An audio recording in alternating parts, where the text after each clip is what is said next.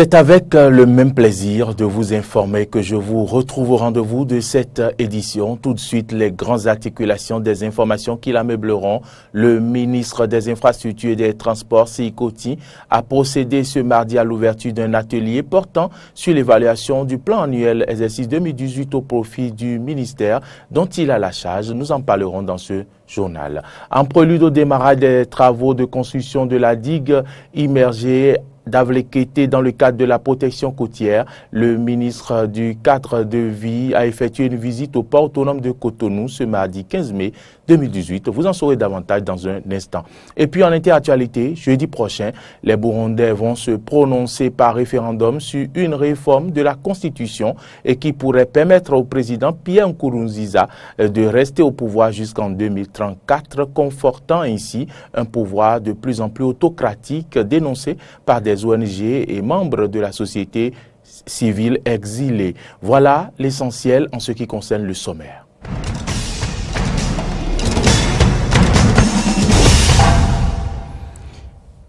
Madame, Messieurs, bienvenue à toutes et à tous. Démarrons ce journal par le ministère des Infrastructures et des Transports où le ministre Sikoti a procédé ce mardi 15 mai à l'ouverture d'un atelier portant sur les travaux qui incombent au cadre sous sa tutelle à travers la mise en œuvre du plan de travail annuel 2018.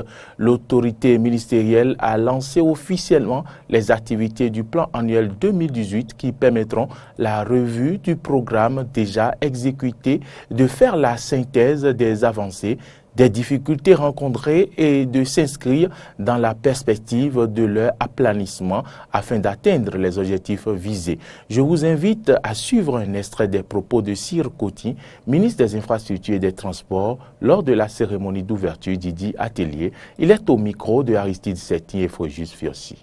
Oui, déjà, nous sommes à mi-mai. Ça passe vite le temps. Et le temps qui nous est compté et qui nous attend point recommande que nous redoublions donc de vigilance et que les engagements que les uns et les autres ont pris soient formellement donc tenus afin que les résultats escomptés soient véritablement atteints. Qu'il vous souvienne, le jour du lancement officiel de l'exercice budgétaire, je disais en ces mots, si vous ne mesurez pas les résultats, vous serez incapable de distinguer les succès des échecs. Eh bien, nous y sommes.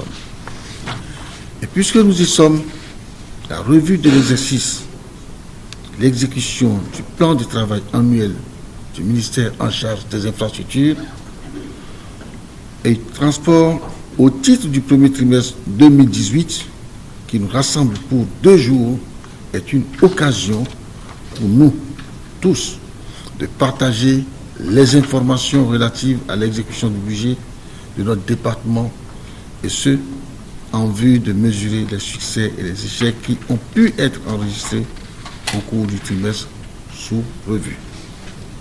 Le gouvernement du Bénin prévoit en effet la réalisation de certains projets prioritaires de protection côtière dans les différents segments significatifs du littoral béninois et ce, pour la réussite de la mise en œuvre du programme d'action du gouvernement PAG 2007-2021 dans le secteur de la protection et de la valorisation de la côte maritime du Bénin. C'est donc dans cette optique que le ministre du cadre de vie et du développement durable a effectué ce mardi 15 mai une descente au port autonome de Cotonou pour apprécier l'évolution des dits travaux et pour visiter le navire d'enrochement, le GMB Artemis, qui a accosté le jeudi 10 mai 2018. Compte rendu, Carnot François, Rumbede Rintor, Troumaric de Vauchy. Si les travaux du projet de protection de la côte à l'est du chenal de Cotonou démarrés en juillet 2017 s'exécutent suivant les prévisions, c'est le tour du segment recréo-touristique du centre d'abrité, le second projet prioritaire du PAG dans le domaine de la protection côtière. Il s'agit du projet de protection et de valorisation du segment de côte à Avlekété et Djegbadji dans la commune de Ouida. Pour s'assurer alors de la mise en œuvre du dit projet, le ministre du Cadre de vie et du Développement durable, José Didier Tonato, a effectué une visite sur le site qui abrite l'exécution du projet. Une visite qui s'inscrit dans le cadre du suivi régulier par le ministre des différents chantiers contenus dans le portefeuille de son département ministériel. Une fois sur le site, l'autorité ministérielle a eu droit à non seulement à une explication approfondie sur le niveau actuelle d'exécution des travaux et de ce qui reste à faire, mais aussi à une visite guidée du navire d'enrochement, le GMB Artemis, qui a accosté ce jeudi 10 mai 2018 à 5 h du matin, transportant environ 35 000 tonnes de pierres de calibre 1 à 3 tonnes. José Didier Tonato est revenu à la fin de la visite sur les raisons fondamentales de cette dernière. Ce qui se passe ici aujourd'hui, c'est que nous avons reçu le navire GMB Artemis qui a ramené 33 000 tonnes de blocs de granit qu'on appelle carapace entre 1 et 3 tonnes qui vont servir à la construction de la digue immergée d'Avlekété. Le site d'Avlekété, c'est un peu avant Ouida, en partant d'ici, où nous avons identifié également un périmètre attaqué par l'érosion côtière, mais dans le cadre du développement du programme touristique, il a été décidé de mettre sur Avlekété une plage balnéaire d'une longueur de 4 km qui va permettre le développement d'infrastructures hôtelières et d'activités de développement touristique. Et pour construire cette digue-là de 4 km immergée sur la plage d'Avlekété, nous avons contracté avec l'entreprise Yann Denoul pour mettre en place cette digue qui va consommer 1 200 000 tonnes de blocs de granit. Présomptueux par la réalisation de certains projets prioritaires de protection côtière dans les différents segments significatifs du littoral béninois, le ministre a profité de cette occasion pour lancer un appel à l'endroit des entreprises. Appel aux opérateurs privés de tous les secteurs, en particulier les amis de l'ANECA qui sont sur le secteur de l'entreprise, à se préparer. Pas plus tard que la semaine dernière, j'ai reçu leur président pour leur dire préparez-vous. Préparez-vous parce que nous aurons besoin, même la main-d'œuvre sous-traitante, vous ne serez pas suffisamment nombreux pour faire face à la demande qui vient. Ouverture de carrière, je le dis, entreprise, main-d'œuvre, intervention, le besoin sera grand à partir de mi-2018 jusqu'à la fin du mandat. Rappelons que les travaux ont été confiés à l'entreprise Yann Denoul pour une durée de 36 mois. La mobilisation générale du chantier et les travaux préparatoires et l'installation ont démarré depuis fin février 2018 et se poursuivent. Notons également que l'approvisionnement en enrochement, principal intrant dans la structure des ouvrages, a également démarré et évolue au rythme prévisionnel. Conformément aux dispositions de l'article 115 de la Constitution béninoise du 11 décembre 1990, l'Assemblée nationale a désigné 4 représentants qui vont siéger à la Cour constitutionnelle à la prochaine mandature. Mais un nom retient l'attention des Béninois, celui de l'actuel garde des Sceaux en la personne de Joseph Djogbenou. Que pensent alors certains de nos concitoyens de la désignation du ministre de la Justice par le pouvoir législatif, Carnot François Ngoubedi-Rinto et Fiacre Voitan ont recueilli les propos que je vous invite à suivre. Et sincèrement, c'est un dégoût, puisque de la manière dont on a désigné ces 4-là, c'est la preuve que la démocratie béninoise, elle est menacée. Le bureau de l'Assemblée qui devait désigner ces 4-là, vraiment, ils ont trahi tout un peuple. Mais par quel soubresaut, l'actuel ministre Djogbenou, son nom est sorti de là-bas. Nous savons tous que c'est la politique, purement de la politique. Et ce qui me donne beaucoup encore, parmi tous ceux qui ont été désignés par l'Assemblée, il y a un ancien DG d'une société de la place qui est là, qui a un parcours vraiment, il a une histoire qui ne dirait pas son nom. Et malheureusement, c'est le bureau de l'Assemblée qui désigne encore ce dernier pour la cour des sages. Vraiment, vraiment, je regrette pour l'avenir. Ça m'inquiète moi, parce que la Constitution a prévu la séparation des pouvoirs. Et quand le bureau de l'Assemblée nationale désigne un ministre comme un de ses représentants pour aller siéger à la Cour, ça pose un problème. Vous voyez, et quand nous voyons le parcours de ce ministre, qui fut l'avocat du chef de l'État, et quand nous voyons sa position dans des dossiers, cette dernière sortie dans des dossiers, je ne veux pas aller dans le fond, et quand nous voyons ce gouvernement qui a battu le record de la violation de notre constitution, je me pose plusieurs questions. Le problème simplement peut-être que c'est que les gens ont peur qu'arriver là-bas, qu'ils ne fassent le jeu du chef de son mentor politique qui est l'actuel président de la République. Nous prenons d'abord moralement, il n'a aucun problème. Et il a un parcours atypique. Il a été avocat en 2000, il a été docteur en droit en 2006-2007 et il est agrégé en 2009. Ça voudra dire qu'il a un parcours atypique. C'est un excellent professeur d'université. Et il remplit toutes les conditions pour être membre de la Cour constitutionnelle. C'est un haut juriste. Donc ce que moi je dis simplement, c'est que d'abord on dit la Cour, c'est la Cour des sages. Peut-être les gens ont peur, mais arrivé là-bas, il sera sage. Et qu'il laisse tous ces petits jeux, tout ce qui se tracasse sur les réseaux, toutes ces opinions qui ne sont pas encore fondées parce qu'il n'a pas encore siégé, ils n'ont pas encore rendu une décision. Donc que les gens se calment et qu'ils laissent continuer le jeu démocratique. On dit les 7 sages. Diogbenou n'a même pas encore 50 ans.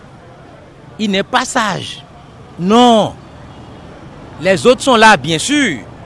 On sait que la Cour est monocolore. D'accord. Mais ils doivent penser au peuple, à la population, aux intérêts de notre pays. Sauvegarder l'unité nationale, sauvegarder la paix et la concorde entre les 12 départements. La communauté internationale célèbre ce 16 mai la journée du vivre ensemble en paix. Une journée instaurée pour mobiliser les effets de l'ONU en faveur de la paix, la tolérance et autres facteurs et qui solidifient les rapports humains. Et quelles sont les difficultés liées au vivre ensemble dans les entreprises? Une équipe de la rédaction s'est intéressée à la question. Reportage. L'Organisation des Nations Unies, dans sa démarche de préserver la paix dans le monde, a instauré la Journée internationale du vivre ensemble en paix. Une journée au cours de laquelle chacun est invité à exprimer le désir profond de vivre et d'agir ensemble. Le vivre ensemble, c'est ce lien-là, c'est cet état, c'est cet achèvement de l'interaction sociale nécessaire à tout individu. Nous sommes d'accord que l'individu isolé ne saurait jamais exister. Ça ne peut exister que dans la tête de quelques illuminés. Il n'y a pas un individu unique au monde isolé de tout, puisque pour vivre, il faut la société, il faut vivre à l'intérieur de la société. C'est parce qu'il y a le jour qu'on apprécie la nuit. C'est parce qu'il y a le long qu'on apprécie le court. Donc s'il n'y a pas autrui, je ne saurais moi-même. Ce concept est de plus en plus difficile à mettre en pratique dans les rapports humains, notamment sur les lieux de travail. Cette situation est due, selon le professeur Dodi Amouzuvi, sociologue, à des problèmes d'ordre psychologique et social. La course au gain, la course à c'est moi qui suis. C'est moi qui existe et l'autre pas. La course à je dois tout faire pour être bien avec le chef. La course aux petites médisances. La course aux mensonges. La course aux jalousies. La course à tout ce qui est contre-valeur font que le vivre ensemble se fragilise. Je dois me poser la question, mais quel est le problème qui est entre moi et moi? Ça, c'est le premier niveau. Si je ne m'accepte pas, je ne peux pas accepter autrui. C'est le premier niveau. Si je ne m'aime pas, je ne peux pas aimer autrui. Première motivation, donc, il faut aller savoir quel type d'homme nous avons aujourd'hui. Dans quelle société nous vivons? Quel est le contexte social que le monde nous offre aujourd'hui. Le deuxième problème, c'est quand même tout ce que chacun développe comme ego personnel, comme égoïsme, comme égocentrisme, je veux dire. Si chacun de nous voit midi à sa porte, si chacun de nous dit c'est moi et personne d'autre, si chacun de nous court seul vers le bonheur, il est évident qu'à la fin, personne n'y arrivera. Et pour surmonter cette barrière qui fragilise les rapports humains de la société et au sein des entreprises, il faut repenser l'éducation. C'est grâce à l'éducation que je me découvre moi-même. C'est grâce à l'éducation que je comprends que autrui est important à moi et que sans autrui, je ne suis rien. C'est grâce à l'éducation que la haine, la jalousie, la médisance, le mensonge, tout ce que nous venons de citer et qui sont de mauvais thés et qui sont de mauvais sentiments, de mauvaises valeurs, c'est grâce à l'éducation que nous essayons de les extirper, que nous essayons de les dompter, que nous essayons de les canaliser afin qu'elles ne viennent pas fragiliser le vivre ensemble. Donc l'éducation est à la base. Non seulement elle est à la base, mais elle est aussi transversale. Parce que c'est grâce à elle que nous charrions, que nous transmettons les valeurs de génération en génération. Pensons à nous d'accord, mais pensons aux autres d'abord. Le vivre ensemble est à ce prix. Oui, pour le vivre ensemble entre établissements privés d'enseignement supérieur, mais non à la publicité mensongère. Le ministre de l'Enseignement supérieur et de la Recherche scientifique l'a fait savoir aux promoteurs d'établissements privés d'enseignement supérieur ce lundi 14 mai au cours d'une séance d'information et de sensibilisation. Au cœur de cette rencontre, les décisions du gouvernement ayant pour but de mettre un terme aux annonces et publicités mensongères des EPS en direction des parents et des étudiants. Carole Olaye et Denis Maroya pour les détails. Plus d'annonces et de publicités mensongères des établissements privés d'enseignement supérieur sur les médias béninois. Une nouvelle mesure issue du Conseil des ministres du mercredi 9 mai 2018. Cette décision a pour objectif d'instaurer la culture de l'honnêteté et de la transparence chez les promoteurs de ces établissements qui ont pour habitude de servir aux populations des informations que le ministère de l'Enseignement supérieur et de la Recherche scientifique considère comme mensongères. Que constate-t-on? On constate que sur les affiches publicitaires, il continue en tout cas d'écrire qu'il délivre des diplômes de licence ou de master. Si des annonces passent à la radio et à la télévision, tendant à faire croire que nous avons des filiales alors que nous ne les avons pas, qu'on puisse l'arrêter, tendant à faire croire que nous sommes une université alors que nous n'en sommes pas, n'avons pas reçu cette autorisation, que nous puissions l'arrêter. Sinon, l'organe qui le relaie est complice de nous qui lançons cette fausse information. La présente rencontre tenue ce lundi 14 mai a été l'occasion pour le directeur des établissements privés d'enseignement supérieur de sensibiliser ses hôtes sur les sanctions qu'ils pourraient subir en cas de violation de cette décision. Les dispositions qui sont prévues sont de deux ordres.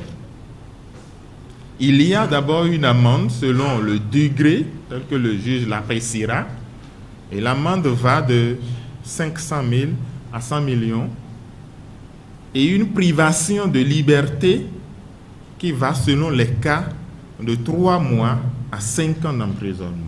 Ces responsables d'établissements privés ont jusqu'au mercredi 16 mai pour se conformer aux nouvelles recommandations de leur ministère de tutelle.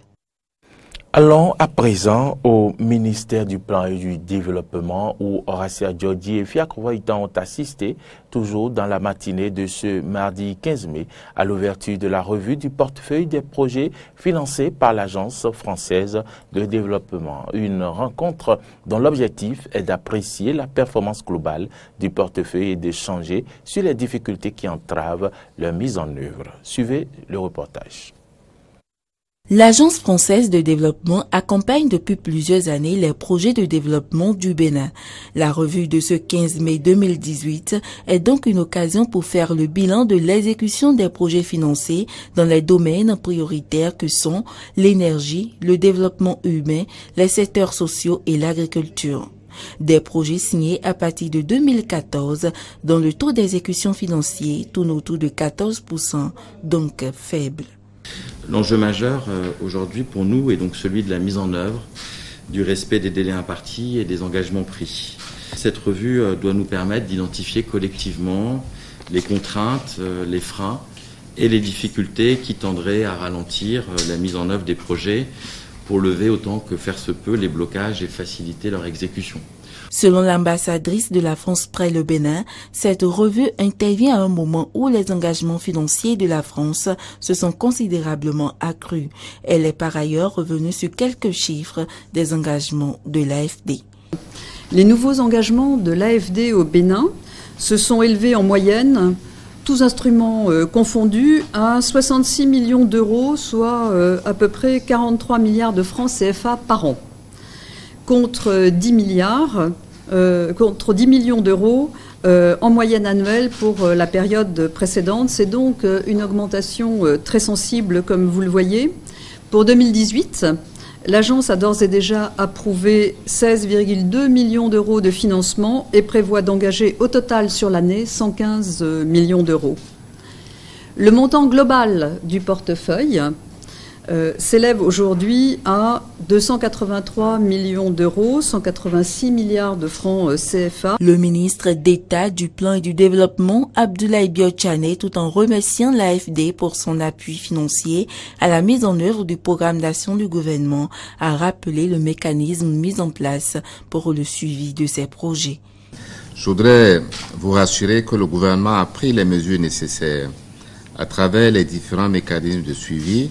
Nous avons le comité de suivi des projets, les projets phares d'abord, ensuite l'ensemble des projets, les comités ministériels et sectoriels, et enfin les unités présidentielles de suivi qui nous permettent donc de nous assurer de l'évolution des projets. L'organisation trimestrielle des revues conjointes nous est apparue donc indispensable pour compléter les mesures qui sont prises au niveau gouvernemental et faire en sorte que les projets sortent vite de terre, une fois qu'ils sont conçus, qu'ils s'exécutent très rapidement et que leur suivi soit amélioré. Cette revue va permettre de faciliter et d'accélérer la mise en œuvre des projets et consolider la coopération entre le Bénin et la France. Le ministre de la Justice, Joseph Fifame Diogbenou, a initié une rencontre de prise de contact avec les nouvelles recrues du greffe et c'était ce mardi 15 mai. Au total, au nombre de 100, ces lauréats ont été retenus suite au concours des greffiers organisés par le ministère de la Fonction publique au profit du ministère de la Justice le 27 janvier 2018. Ils avaient tous répondu présents dans la matinée de ce mardi à cette convocation du garde des Sceaux à la salle des fêtes des tours administratives. Compte rendu. Ils sont au nombre de 100, dont 27 femmes à être recrutées suite au concours des greffiers qui s'était déroulé le 27 janvier 2018 au profit du secteur de la justice. Cette première rencontre entre le garde des Sceaux et les lauréats a été une occasion pour Joseph Diogbenou de rappeler les aspirations du peuple vis-à-vis du secteur qui les accueille. Le contribuable accepte de faire les sacrifices. Il vous appartient d'accepter d'être à son service de manière continue, de manière forte, que la disponibilité soit entière. Le milieu judiciaire est un milieu de forte tentation. Vous avez le choix entre le fait d'acquérir une fortune indue, illégitime, et d'en être dépouillé lamentablement le surlendemain, et celui de construire votre vie avec patience, avec abnégation, avec courage au service de la communauté. Joseph Diogbenou espère qu'avec ces nouveaux greffiers, la justice béninoise connaisse ce qu'il appelle sa rédemption. Donnez la preuve que lorsque vous serez avec les autres acteurs de la justice, que l'évaluation au niveau du système d'intégrité nationale de la justice n'identifierait plus la justice comme le secteur le plus corrompu. Faites en sorte que votre entrée, par votre entrée, que la rédemption commence, que l'on regarde la justice avec beaucoup plus de fierté, avec beaucoup plus de dignité. Et si l'intégration au greffe des 100 nouvelles recrues intervient dans un contexte de fronde sociale dans le secteur de la justice, le professeur Djogbenou en appelle à leur impartialité. Des déviances regrettables. C'est dans ce contexte que vous arrivez. Vous êtes venu aussi dans le contexte général de peu de considération que nous avons à l'égard du travail, que les inquiétudes sont fortes de l'état d'esprit, de la manière de servir des agents, que le gouvernement aurait pu considérer cela et se hâter très lentement avant de recruter. Mais pourtant, le président de la République poursuit son programme de recrutement responsable. C'est un signal d'espérance à votre égard. Pour une prise de contact des greffiers avec le ministre de la Justice, c'en est une. Maître Djogbenou leur a tout logiquement souhaité une bonne carrière. En interactualité, 5 membres des milices civiles engagées aux côtés de l'armée pour lutter contre Boko Haram ont été tués dans un attentat suicide dans le nord-est du Nigeria, selon les services de secours. Un kamikaze a déclenché sa ceinture explosive sur un checkpoint tenu par des miliciens de la garde civile à la sortie de la ville de Kondouga, ville située à 35 km de la capitale de l'État du Borno, Maïdougouri. 5 autres personnes ont également été blessées dans cet incident qui s'est déclenché quand l'homme s'est fait exploser avant d'être fouillé par les miliciens.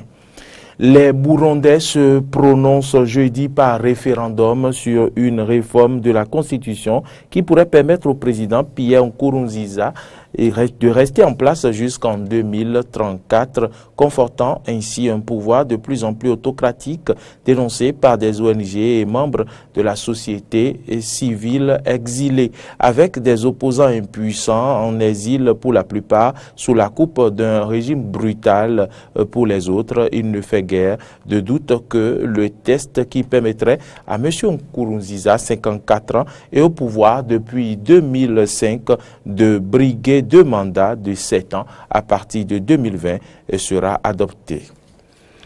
Madame, Messieurs, c'est ici que nous refermons cette édition que nous avons eu du plaisir à vous présenter. Merci à toutes et à tous de rester en notre compagnie.